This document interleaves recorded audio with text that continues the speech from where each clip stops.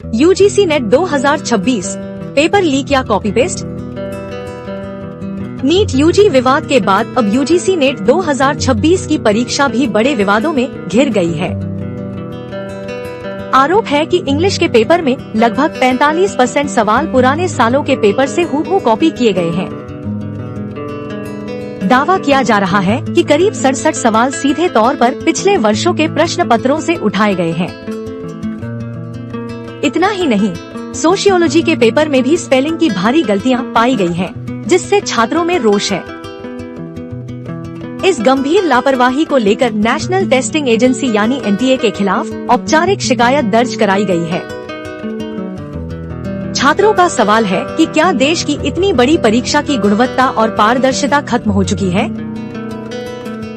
फिलहाल सभी की नजरें एनटीए के जवाब पर टिकी हैं कि इस कॉपी पेस्ट विवाद पर उनकी क्या सफाई होगी। यूजीसी नेट 2026 पेपर लीक या कॉपी पेस्ट।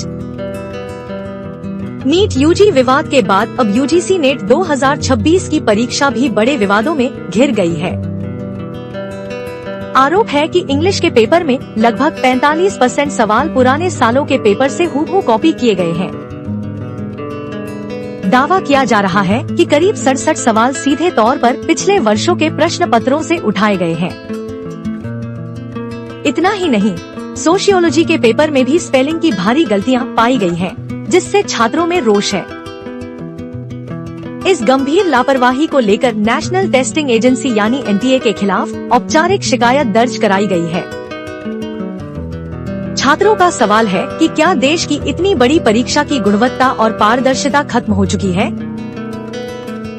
फिलहाल सभी की नजरें एनटीए के जवाब पर टिकी हैं कि इस कॉपी पेस्ट विवाद पर उनकी क्या सफाई होगी।